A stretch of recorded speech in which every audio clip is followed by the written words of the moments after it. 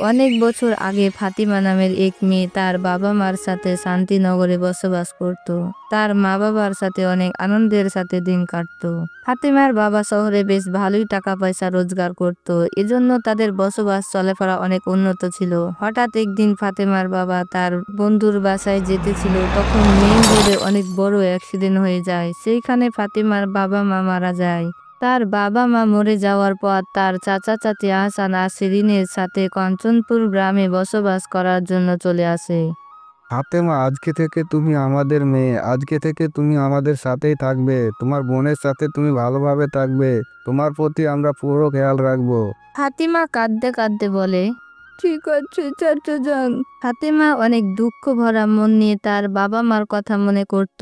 কিছুদিন যাওয়ার পর ফাতিমার চাচি ফাতিমাকে বলে, আরে ওই মহারানী, এখন বাদ দাও। আর কতদিন এভাবে মুখ ভারী করে বসে থাকবে? অনেক হয়েছে ফ্রিতে ফ্রিতে খাবার খাওয়া। বাড়ির কাজ কি আমি একলা করতে থাকবো? আজকে থেকে ওইসব কাজ তুমিই করবে, বুঝতে পেরেছো? জি চাচি, বুঝতে পেরেছি। বলেন কি কাজ করতে হবে? আরে এ দেখো, এ কি বলছে, কি কাজ করা লাগবে? আরে এসব বাড়ির কাজ কি তোমার মরা বাপ মা করবে?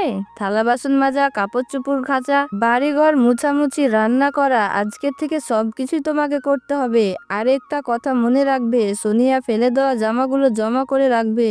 তোমার ব্যবহার করার জন্য জমা করে রাখবে। তোমার নিজের জন্য তোমার বাবা মা কোনো অট্টালিকা রেখে যায় নাই তোমার জন্য। ফাতিমা ভাবনায় পড়ে যায়, তার চাচির ব্যবহার আচমকা পাল্টে গেল কি জন্য, আর সে তার সাথে এত খারাপ ব্যবহার করছে কি জন্য, সে কিছুই বুঝতে পারছিল না। ফাতিমা এখন বাড়ির সব কাজ করতে আরম্ভ করে। তার নিজের কাজ শেষ করে এসে বাড়ির বাইরে একটি সুন্দর লিচু গাছের কাছে গিয়ে বসে। আস্তে আস্তে ফাতিমা বড় হতে লাগে আর সুন্দরও হয়। একদিন তার সব কাজ করার পর বসে ছবি আঁকতেছিল। তখন সোনিয়া তার চাচাতো বোন সে ফাতিমার কাছে আসে, আর সে ফাতিমার সাথে অনেক খারাপ ব্যবহার করে। সোনিয়া সে নিজেকে অনেক সুন্দর আর বুদ্ধিমতী মনে করত। সোনিয়া তার ছবি আঁকা দেখে ছবিটিকে নিয়ে ছিঁড়ে ফেলে দেয়। তখন শিরিন ওইখানে আসছিল। শিরিনকে দেখে সোনিয়া নাটক করতে লাগে, ও মা গো, ও কত আমার পেটে ব্যথা করছে, আমাকে অনেক ক্ষুধা লেগেছে। আমি ফাতেমাকে কতবার বলছি আমাকে কিছু খাবার খেতে দাও। কি, এখন পর্যন্ত রান্না করা হয় নাই? থাম, আমি এক্ষুনি দেখছি তাকে। আরে ও জমিদারনি, কোথায় চলে গেছিলি? কত দেরি হয়ে গেছে, এখন পর্যন্ত রান্না করা হয় নাই? আমার মেয়ের মুখের দিকে দেখতো, কত শুকিয়ে গেছে মুখটা। নিজে তো ভালোই বেশ খেয়ে নিয়েছিস। সেই দিন শিরিন ফাতেমাকে অনেক অত্যাচার করে আর 3 দিন না খেয়ে থাকার সাজা দেয়। এ দেখে সোনিয়া মনে মনে অনেক আনন্দিত হয়। ফাতেমা কাঁদতে কাঁদতে সেই লিচু গাছের নিচে গিয়ে বসে। সেইখানে সে প্রতিদিনই বসে। আস্তে আস্তে অন্ধকার হয়ে যায়। ফাতেমাকে অন্ধকারে অনেক ভয় লাগে। তারপর তার বাবা মার কথা মনে পড়ে যায়, যে কি সে তার বাবা মার সাথে আনন্দের মুহূর্ত পার করেছে, সব কথা তার মনে পড়ছিল। তখন হঠাৎ তার পাশে রেশমি আলো পড়তে লাগে। সে কিছুই বুঝতে পারছিল না। ঠিক তখন সে একটি আওয়াজ শুনতে পায়। ফাতেমা, ফাতেমা, প্রতিদিন তো তুমি আমার পাশে এসে বসো। ভয় কেন করছো সোনামণি? তোমার পিছনে তাকিয়ে দেখো। ফাতেমা যখনই পিছন ফিরে তাকিয়ে দেখতে পায় 2 চোখ আর একটি মুখ, সে দেখে অনেক আশ্চর্য হয়ে যায় আর গাছের দিকে তাকিয়ে থাকে। কি হয়েছে ফাতেমা? আজ তোমাকে দেখে অনেক হতাশায় আছো মনে হচ্ছে। আর এত রাত হয়ে গেছে, তুমি এখানে কি করছো? আজ আমার চাচি আমাকে বাড়ি থেকে বের করে দিয়েছে আর 3 দিন না খেয়ে থাকার সাজা দিয়েছে। আমার বাবা মার কথা অনেক মনে পড়ছে আমার। আমি তোমাকে প্রতিদিন এখানে দেখি। তুমি প্রতিদিন কাজ করে ক্লান্ত হও, তারপরও তুমি আমাকে পানি দেওয়া এবং কি এইসব জায়গা পরিষ্কার পরিচ্ছন্ন করা তুমি কোনোদিনও বলো না। যদি কেউ ক্ষুধার্ত থাকে, তারপরও তুমি নিজে ক্ষুধার্ত থেকে ওদেরকে খাবার খাওয়াও। তোমার কাজকর্ম, অন্যের প্রতি সহানুভূতি, ভালোবাসা দেখে আমি অনেক সন্তুষ্টিত হয়েছি। তুমি আমার সাথে সব সময় কথা বলতে পারো যে কোনো প্রয়োজনে। যখনই তোমার কোনো প্রয়োজন মনে করবে আমাকে এসে বলবে। সেই দিন থেকে ফাতেমা যে কোনো কথা সেই জাদুর চমৎকার গাছকে গিয়ে বলতো। একদিন শিরিন সোনিয়ার জন্মদিনের জন্য অনেক বড় আয়োজন করে। সেই অনুষ্ঠানে অনেক লোকজনকে দাওয়াত করেছিল। সেই দিন ফাতেমারও জন্মদিন ছিল, কিন্তু অনুষ্ঠানের খাবার দাবার তৈরি করার জন্য ফাতেমার ওপর দায়িত্ব ছিল। তাদের দুজনেরই জন্মদিন আসে। সোনিয়া পোশাক পরিধান করতে লাগে।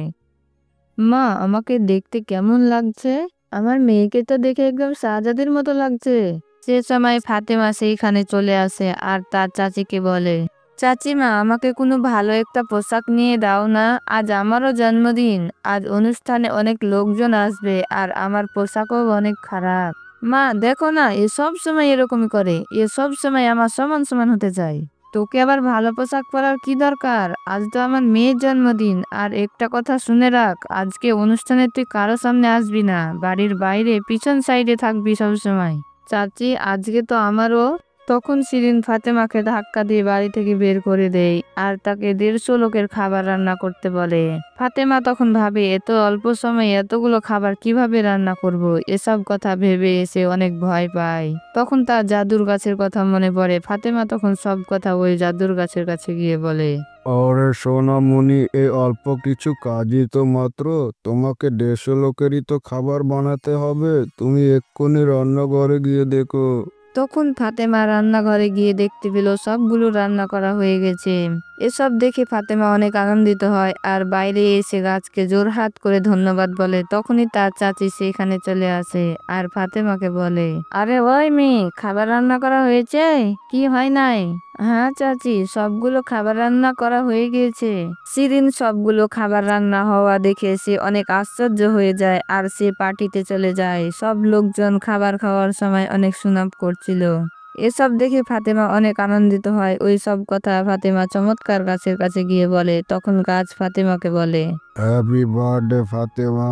ফাতেমা অনেক আনন্দিত হয় আর গাছকে জড়িয়ে ধরে, কেননা অনেক বছর পর তাকে কেউ হ্যাপি বার্থডে গিফট দেয়। সোনামণি, তুমি পার্টিতে যাবে না? না চাচি, আমাকে ভিতরে যেতে নিষেধ করেছে আর আমার কাছে কোনো ভালো পোশাকও নাই যা পরিধান করে আমি পার্টিতে যাব।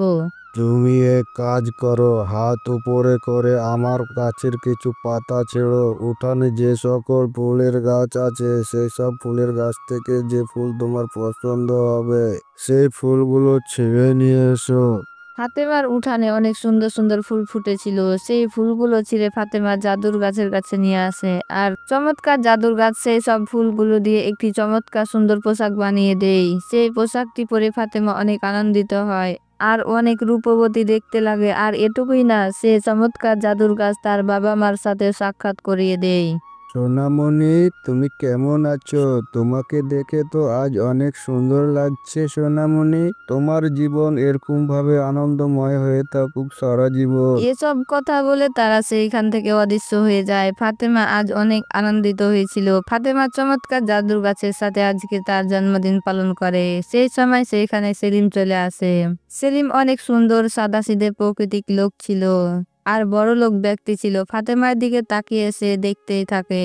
ওই সময় ফাতেমার চোখ সেলিমের দিকে যায় আর ফাতেমা গাছের আড়ালে লুকিয়ে পড়ে। আরে শুনো শুনো, গাছের আড়ালে লুকিয়ে কেন? এখানে কি করছো? পার্টি তো ভিতরে চলছে। ফাতেমা সেলিমকে লুকিয়ে লুকিয়ে দেখে তাকে আবারও আওয়াজ দেয়। কে তুমি? বাইরে আসো, আমার সাথে চলো ভিতরে পার্টিতে। তোমার নাম কি? আমার নাম ফাতেমা। জাদুর গাছ ফাতেমাকে পিছন থেকে উঠিয়ে নিয়ে এসে সামনে রাখে আর তাকে ভিতরে যাওয়ার জন্য বলে। ফাতেমা সেলিমের সাথে ভিতরে চলে যায়, পার্টির আনন্দ উপভোগ করে। সেলিম গল্পতে গল্পতে তার সব কথা শুনে নেই। কিছু সময় পর পার্টি শেষ হয়ে যায় আর সব লোকজন তাদের আপন আপন বাড়ি চলে যায়। পরের দিন সেলিম তার বাবা মার সাথে সোনিয়াদের বাড়ি আসে। আরে লতিফ ভাই সাহেব, আসেন আসেন। আজ আচমকা কিভাবে আসলেন? ইরফান ভাই, কালকের পার্টি তো ভালো হয়েছে আর তার চাইতে ভালো কথা হচ্ছে আমাদের ছেলে সেলিমের আপনাদের মেয়েকে অনেক পছন্দ হয়েছে। এই জন্য তার বিয়ের প্রস্তাব নিয়ে আপনাদের বাড়ি আসলাম। একথা শুনে সোনিয়া আর তার মা অনেক আনন্দিত হয়। একথা শোনার পর সোনিয়ার মা সোনিয়াকে অনেক ভালোভাবে সাজিয়ে তাদের সামনে নিয়ে আসে। সোনিয়া আমাদের অনেক আদরের মেয়ে। সোনিয়া সোনামণি, এখানে আসো।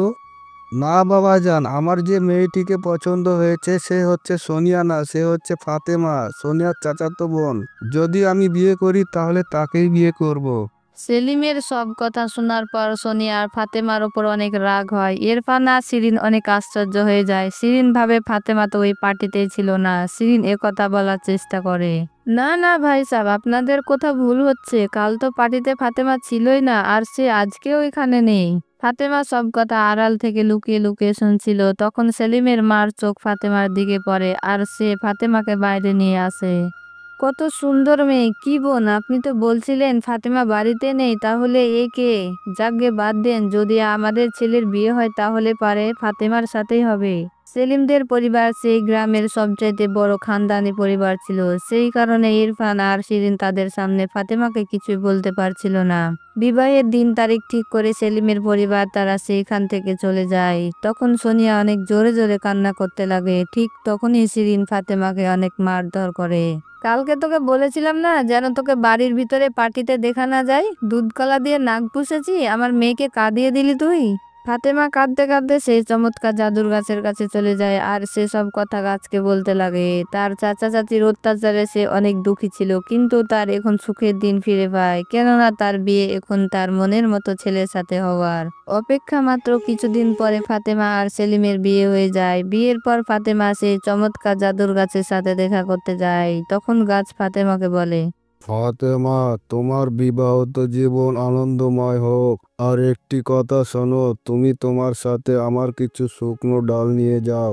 যখনই তুমি আমাকে দরকার মনে করবে সেই লাকড়িকে বলবে, তোমার সব চাওয়া পাওয়া পূরণ হবে। ফাতেমা চমৎকার জাদুর গাছ থেকে কিছু শুকনো লাকড়ি নিয়ে তার শ্বশুর বাড়ি যায় আর তার স্বামীর সাথে সুখে শান্তিতে বসবাস করতে লাগে।